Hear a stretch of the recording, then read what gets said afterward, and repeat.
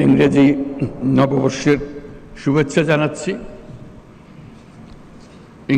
ইংরেজি বছরের প্রথম দিনেই যে আমরা একটা বিরাট সুযোগ পেলাম একসঙ্গে একত্র হওয়া এবং একটা গুরুত্বপূর্ণ বিষয়ে আলাপ করা এবং একটা আনন্দময় বিষয়ে আলাপ করা।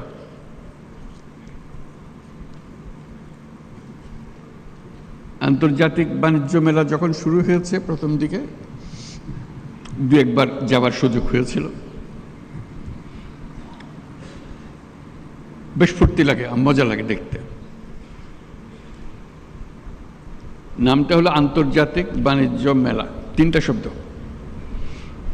কারো কারো পছন্দ আন্তর্জাতিকের দিকে, খেয়াল ওদিকে, কারো কারো মনোযোগ বাণিজ্যের দিকে, আর কারো খেয়াল মেলার দিকে। আমি মেলার দিকে।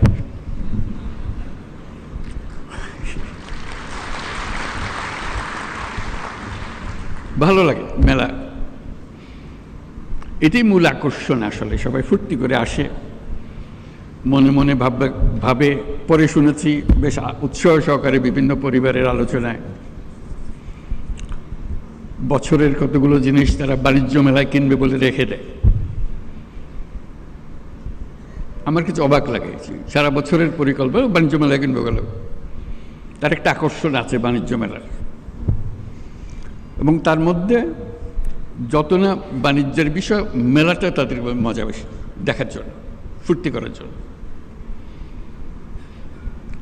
আমিও মেলার দিকে এই জন্য যে এটা একটা মস্ত বড় সুযোগ। মানুষ যেহেতু আকৃষ্ট হয়, তার কাছে কথাগুলো তুলে ধরা, তার চিন্তার মধ্যে ঢুকিয়ে দেওয়া, এই সুযোগটা এই মেলা আমাদেরকে দেয়। আমি এই জন্য বলছি এটা সুযোগ। আমরা ব্যবসা বাণিজ্য করি, টাকা পয়সা রোজগার করি, বাণিজ্য করি, আন্তর্জাতিক বাণিজ্য করি, দেশের উপকার হয়, সব কিছু ভালো কথা। কিন্তু তার চাইতে বড় কথা হলো মানুষের মনের মধ্যে কি ক্রিয়া প্রতিক্রিয়া হয়, সেটা তার চিন্তার ভেতরে আমরা কি ঢুকিয়ে দিতে পারি, সে কি জিনিসটা সে গ্রহণ করে, সেটা। এটা আমাদের দেশের জন্য অত্যন্ত গুরুত্বপূর্ণ। এই দেশটা একটা অপূর্ব সুযোগের দেশ। আমরা উত্তরাধিকার সূত্রে পেয়েছি অসংখ্য মানুষ, 17 কোটি মানুষের দেশ, এত ছোট্ট একটা জায়গার ভেতর, এবং তার মধ্যে বেশিরভাগ হলো টাটকা, তাজা, তরুণ। এরকম শক্তি খুব বেশি দেশের কপালে আসে নাই, আমাদের এসছে। যেটার কারণে বারে বারে জোর দিচ্ছি এই তারুণ্যের শক্তিকে উন্মোচিত করার, সুযোগ সৃষ্টি করার। তার মধ্যে আরেকটা বিষয় বারে বারে দৃষ্টি আকর্ষণ করি, মানুষ মাত্রেই উদ্যোক্তা, শ্রমিক না। শ্রমিকটা হলো একটা বিপথে চলে যাওয়া। এটা মানুষের পথ না। মানুষের পথ হলো সৃষ্টি করা, নিজের মনের মধ্যে যা আছে তা সৃষ্টি করা, অন্যের হুকুমে সৃষ্টি করা না। এটা হলো তফাৎ। একটা হলো অন্যের হুকুমে, একটা হলো নিজের উদ্যোগে, নিজের চিন্তায়, নিজের ভাবনায়, নিজের ফুর্তিতে। এই মেলা আমাদেরকে আবার সেই সৃষ্টির সুরসুরিটা দেয়। এই মেলা একটা সুযোগ দেয় একজনেরটা দেখে আরেকজনের মাথায় সুরসুরি দেওয়া। এই সুযোগটা যেন আমরা গ্রহণ করতে পারি। আমার মনে মনে যে মেলার ছক, সেটা হলো এগুলো তো থাকবেই, তার সঙ্গে আরও অনেক জিনিস থাকতে পারে। এটা এক্ষুনি করতে হবে তা না, তো চিন্তাটা আমরা করতে পারি। তরুণদের একাংশ বাণিজ্য মেলাতে, ওই এটা তাদেরই অংশ। এখানে 25 বছরের পরে নিচে হইতে হবে এরকম কিছু একটা শর্ত দিয়ে দেওয়া, যারা 25 বছরের নিচে তারা এখানে আসবে, এখানে তারা দেখাতে পারবে তাদের কি করে তারা। আমরা যদি খুঁজি অবাক কেন, অসংখ্য রকমের কাজ করে তরুণরা, কিন্তু কোথাও স্বীকৃতি নাই, সরকারি স্বীকৃতি নাই, অন্য ব্যবসায়ী মহলে স্বীকৃতি নাই, কিন্তু তারা অনেক জিনিস করে, ছোট ছোট ছোট ছোট জিনিস করে। এবং তরুণ বলতে আমি শুধু ছেলে তরুণদের কথা বলছি না, মেয়ে তরুণ, অসংখ্য কাজ আপনাদের জানা আছে, আপনাদের প্রত্যেকে জানেন কে কী করে। ঘরে বসে শাড়ি বিক্রি করে, সে কোথাও জানে বাড়িতেই কিছু না, কিন্তু তার ক্রেতা বহু জায়গায়।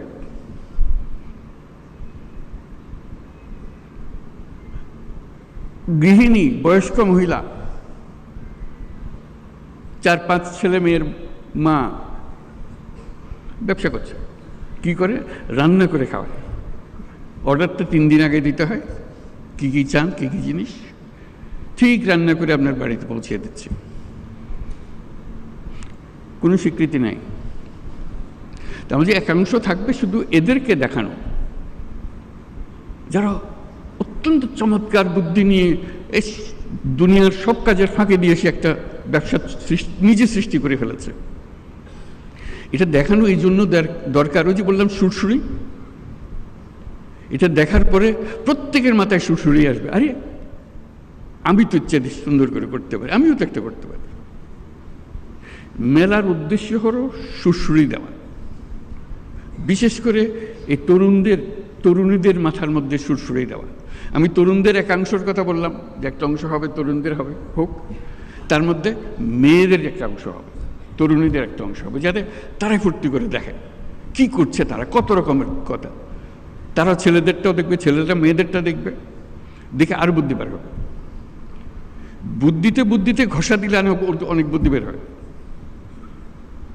কাজে সেই সুযোগ সৃষ্টি করা। আপনি বলতে পারেন যে এত লক্ষ লক্ষ ছেলে মেয়ে সারা দেশে করছে, আমরা কয়জনকে জায়গা দেবো এই মেলাতে? এটাও কোনো সমস্যা না।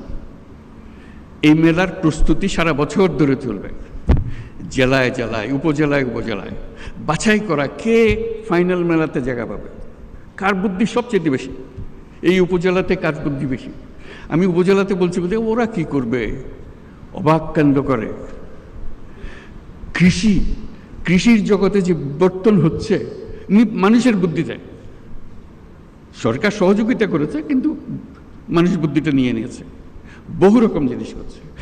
কৃষিতে, শিল্পে, হস্তশিল্পে, কুটির শিল্পে যত রকমের জিনিস আছে, আইসিটি, আজকে টেলিফোন দিয়ে কত রকমের ব্যবসা হচ্ছে, কম্পিউটার পর্যন্ত যেতে হচ্ছে না, কিন্তু কম্পিউটারও চলছে। কত রকমের ব্যবসা, আন্তর্জাতিক, আমি তো দেশের কথা বললাম, আন্তর্জাতিক ব্যবসা। ঘরে বসে কোন দুনিয়াতে কি সফটওয়্যার বিক্রি করে দিচ্ছে সে। কাজে উপজেলায় প্রতিযোগিতা হবে, প্রত্যেক উপজেলা থেকে 3-4 যা আপনারা বিচার করেন আসবে, তাদের জায়গা পাবে, তাদের সমস্ত খরচ সরকার বহন করবে।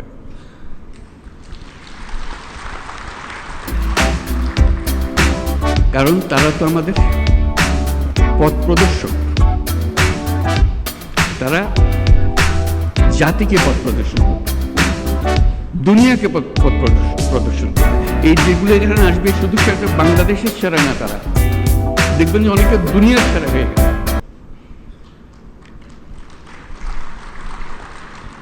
দেশ আর দুনিয়ার সীমারেখা এখন আর নাই।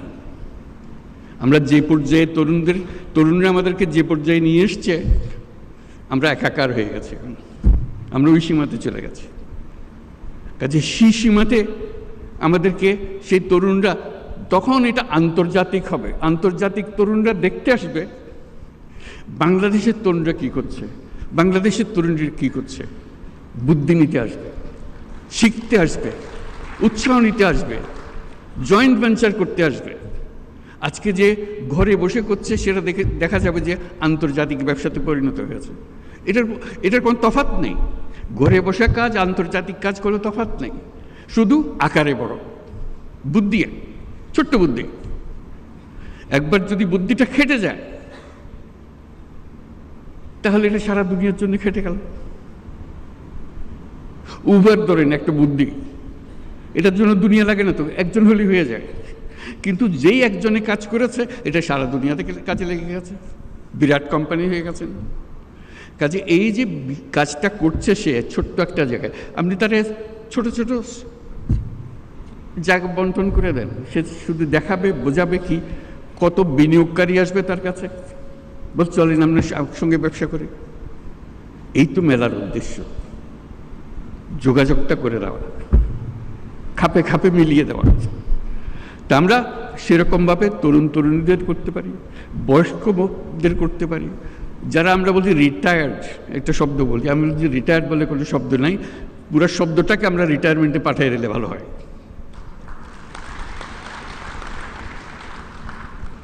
একজন মানুষ কখনো রিটায়ার করতে পারে না, সে মৃত্যু পর্যন্ত সচল সজাগ কর্মঠ, তার আগে সে থামে না। কিন্তু আমরা একটা বয়স নির্ধারণ করেছি, এত বছর হলে তুমি রিটায়ার, তারপর আমাদের কাজের না, আমার তো রিটায়ার হয়ে গেছে। জোর করে মানুষ একটাকে অচল করে দিল, বেকল করে দিল, শব্দ একটা আবিষ্কার করে। এই শব্দটাকে ডিকশনারি থেকে বের করে দিতে হবে। আপনি বলেন 70 বছর, 80 বছর, 90 বছর, কি অসুবিধা আছে? যতক্ষণ পর্যন্ত আমি চিন্তা করতে পারি, কাজ করতে পারি, বুদ্ধি দিতে পারি, আমি তো সচল, আমি মানুষ। তো কাজেই তরুণরা যেরকম কাজ করবে, বয়স্করাও কাজ করবে। তাদের জন্য একটা আলাদা এলাকা, বয়স্কদের জন্য, যেটা 60 ঊর্ধ্ব 70 ঊর্ধ্বরা কী কী কাজ করছে, কী কী জিনিস করে ফেলছে, তারা করছে। কাজেই ওই যে বললাম, উপজেলায় উপজেলায় হবে, প্রতিযোগিতা হবে এবং তাদের চিহ্নিত করা হবে, যারা আসছে তাদের তালিকা হবে, তাদের জীবনী ছাপা হবে, তারা কি করছে। তারপর তাদের দেখতে আসবে সবাই, দলে দলে আসবে, সারা দেশ জুড়ে আসবে, বিদেশ থেকে আসবে, কে কি করছে। আপনাদের বহু ঘটনা জানা আছে, আমার বলার দরকার নেই। কাজে ওইটাই হবে মেলা, যেটা বাংলাদেশের মানুষকে সব, এই যে বাচ্চা স্কুলে যাচ্ছে সেও বলে যে ওটা দেখে এসে, মা আমি ওটা পারবো, আমি এর চেয়ে ভালো পারবো। সে ক্লাস 7-এর ছাত্রী, সে ক্লাস 7-এর ছাত্র, তার মাথায় বুদ্ধি এসছে, করুক না, অসুবিধা কি? বুদ্ধির জন্য তো বয়সের দরকার নেই, বুদ্ধি আলাদা এক জিনিস। সে 100 বর্ষ বয়সী মানুষের কাছ থেকে আসতে পারে, 5 বছরের বাচ্চা থেকেও আসতে পারে, আসুক না। এইগুলো দেওয়াটাই হলো এই মেলা। কাজে আমরা এই মেলা আজকে আমরা দেখব, মেলা আমাদের উৎসাহিত করবে, কিন্তু ভবিষ্যতের মেলা সারা দেশ জুড়ে হবে, জায়গায় জায়গায় হবে। এবং এটা হলো চূড়ান্ত মেলা, সবাই আসবে, দেখতে আসবে, বুঝতে আসবে, শিখতে আসবে, বিনিয়োগ করতে আসবে। এখানে যারা দেখতে আসবে তাদের অর্ধেকাংশ হলো যারা বিনিয়োগ করতে চায়, সঙ্গী খুঁজতেছে, কোন ব্যবসাটা সে ধরবে, কোন ব্যবসাটাকে নিয়ে সে এগিয়ে যাবে। বুদ্ধিটা তো বিরাট সম্পদ, টাকার চাইতে অনেক বড় জিনিস। টাকা তো বুদ্ধির পিছিয়ে পিছিয়ে দৌড়বে। আমরা এখন বলছি টাকা নেই, টাকা নেই, টাকা নেই তো বিষয় না, বুদ্ধি নেই, বুদ্ধি নেই বলতে পারেন। কেন বুদ্ধি থাকবে না আমাদের? বুদ্ধি থাকলেই টাকা। কাজে আমরা চাই আমাদের তরুণ তরুণী, বয়স্কা যত আছে, সবাই তার এই যে স্বতঃস্ফূর্ত উদ্যোক্তা হবার শক্তি, সেটাকে এগিয়ে এই অনুষ্ঠানের মাধ্যমে, মেলার মাধ্যমে আমরা এগিয়ে নিতে পারি। সেগুলো পরবর্তীতে স্কুলে কলেজে পাঠ্য হবে, কে কী করেছে, কি ওদেরকে উদ্বুদ্ধ করার জন্য তারা তাতেও সেটা করে। তাহলে এই মেলা সবার জীবনে একটা বড় রকমের প্রভাব। মানুষই তো দেশ বলে তার কিছু নাই, মানুষ, আমাদের মানুষ তার নিজের দেশ নিজে সৃষ্টি করবে, উৎসব করে শক্ত হয়ে দাঁড়াবে দুনিয়ার সামনে। দেখো তোমাদের জন্য আমরা কত রকমের উদাহরণ সৃষ্টি করে দিলাম। তো সেটার জন্য আজকে আমরা আন্তর্জাতিক বাণিজ্য মেলার শরিক হয়েছি। আমাকে লিখিত কিছু দিয়েছে, সেটা পড়ে শোনাই, তারপরে আমরা শেষ করব। দেশে উৎপাদিত পণ্য সামগ্রীকে আন্তর্জাতিক মানদণ্ড অনুযায়ী উৎপাদন ও রপ্তানি উন্নয়ন ব্যুরো দীর্ঘদিন ধরে কাজ করে আসছে। এই সংস্থা নতুন নতুন পণ্যকে রপ্তানিতে অন্তর্ভুক্তকরণ, পণ্যের বাজার সম্প্রসারণ, পণ্য বহুমুখীকরণের অংশ হিসেবে প্রতি বছর এই মেলাটি আয়োজন করে। এই ধরনের বিপণন প্রসারমূলক কার্যক্রমের ফলে ইতিমধ্যেই আমাদের তৈরি পোশাক বিশ্ববাজারে নেতৃস্থানীয় অবস্থান তৈরি করেছে। বেকারত্ব কমানো, বৈদেশিক মুদ্রা অর্জন এবং দারিদ্র্য কমিয়ে আনার মাধ্যমে রপ্তানি বাণিজ্য দেশের অর্থনীতির ভিতরকে মজবুত করতে বিশেষ ভূমিকা রাখছে। সরকারি পৃষ্ঠপোষকতায় স্থানীয় পণ্যের মান উন্নয়নে সেবা প্রদানকারী সংস্থাগুলোকে আরও শক্তিশালী করা হচ্ছে। রপ্তানি সেবা প্রদানকারী সংস্থাগুলোর সক্ষমতা বৃদ্ধি, আধুনিক ও দ্রুততর সেবা নিশ্চিত করার লক্ষ্যে সংশ্লিষ্ট সংস্থার বিদ্যমান অবস্থা, সমস্যা ও সম্ভাবনা সংক্রান্ত গ্যাপ নিরূপণের জন্য সার্ভে করা হচ্ছে। সকলের সম্মিলিত প্রয়াসে নতুন নতুন পণ্য উদ্ভাবনের মাধ্যমে আমাদের রপ্তানিকে আরও সমৃদ্ধ করতে হবে। পণ্যের পাশাপাশি সেবা খাতে বিনিয়োগ ও রপ্তানি বৃদ্ধির লক্ষ্যে এগিয়ে আসার জন্য আমি আমাদের ব্যবসায়ী মহলকে অনুরোধ জানাচ্ছি। দেশের রপ্তানি পণ্য বহুমুখীকরণের পদক্ষেপ হিসেবে সরকার নানামুখী কর্মসূচি বাস্তবায়ন করে চলেছে। এর মধ্যে রপ্তানিতে অবদান ও সম্ভাবনার বিষয়ে বিবেচনাক্রমে পণ্য খাতকে যথাক্রমে সর্বোচ্চ অগ্রাধিকার খাত, বিশেষ অগ্রাধিকার খাত হিসেবে ঘোষণা করা হয়েছে। এছাড়া রপ্তানি প্রসার ও প্রণোদনামূলক কর্মকাণ্ডকে বেগবান করতে প্রতি বছর একটি পণ্যকে প্রোডাক্ট অব দ্য ইয়ার, বর্ষের সেরা পণ্য হিসেবে ঘোষণা দেওয়া হয়। এই প্রক্রিয়ার মাধ্যমে আমি প্রোডাক্ট অব দ্য ইয়ার তো বটেই, এন্টারপ্রেনিয়র অব দ্য ইয়ার সেটাও পরিচিত করতে চাচ্ছি, যাতে করে প্রোডাক্টের উপরে যেমন জোর, তার চেয়ে বেশি জোর যে করলোটাকে। এই প্রক্রিয়ার মাধ্যমে জনগণকে ঘোষিত পণ্যের উৎপাদন ও বিপণনে উৎসাহিতকরণে প্রয়োজনীয় পদক্ষেপ নেওয়া হয়। এবার ফার্নিচার পণ্যকে 2005 সালের বর্ষসেরা পণ্য হিসেবে ঘোষণা করা হয়েছে। বাংলাদেশে উৎপাদিত প্রক্রিয়াকৃত পণ্য ও সেবা সামগ্রীকে বহির্বিশ্বে রপ্তানির পথ সুগম করার লক্ষ্যে আয়োজিত 29তম ঢাকা আন্তর্জাতিক বাণিজ্য মেলার সাথে সম্পৃক্ত বাণিজ্য মন্ত্রণালয় এবং রপ্তানি উন্নয়ন ব্যুরো সহ সকল মন্ত্রণালয় ও সংস্থাকে আমি আন্তরিক ধন্যবাদ জানাচ্ছি। এই সঙ্গে আমি ঢাকা আন্তর্জাতিক বাণিজ্য মেলা 2025-এর শুভ উদ্বোধন ঘোষণা করছি।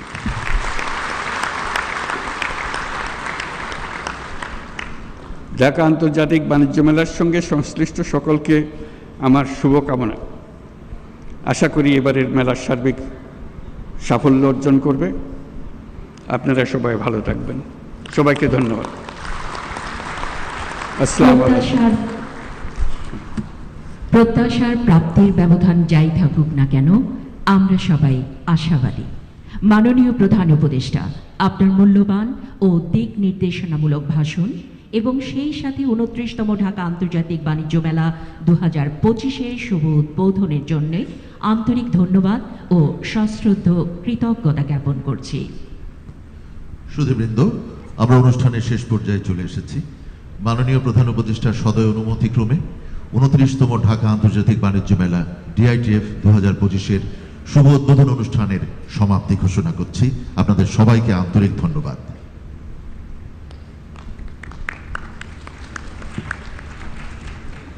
সম্মানিত সুধী, এখন মাননীয় প্রধান উপদেষ্টা ঢাকা আন্তর্জাতিক বাণিজ্য মেলা প্রাঙ্গণ পরিদর্শন করবেন। পরিদর্শনের সময়টুকু আপনাদেরকে এই অনুষ্ঠান স্থলে বাইরে না যাওয়ার জন্য বিনীত অনুরোধ করছি। সম্মানিত অতিথিবৃন্দ, আপনাদেরকে বিনীতভাবে অনুরোধ করছি, আপনারা যার যার আসনে আসন গ্রহণ করুন। আপনাদের কাছে আমাদের বিনীত নিবেদন, আপনারা আসন গ্রহণ করুন। মাননীয় প্রধান উপদেষ্টা এখন মেলা প্রাঙ্গণ ঘুরে দেখবেন। আপনাদের আসনেই আমরা আপ্যায়নের ব্যবস্থা রেখেছি, আপনাদের কাছে আপ্যায়ন পৌঁছে দেওয়া হবে। সম্মানিত অতিথিবৃন্দ, আপনারা দয়া করে আসন গ্রহণ করুন। আপনাদের আসনেই আপ্যায়ন পৌঁছে দেওয়া হবে এবং আপনাদের জন্য একটি সংক্ষিপ্ত সাংস্কৃতিক অনুষ্ঠানেরও ব্যবস্থা করা হয়েছে।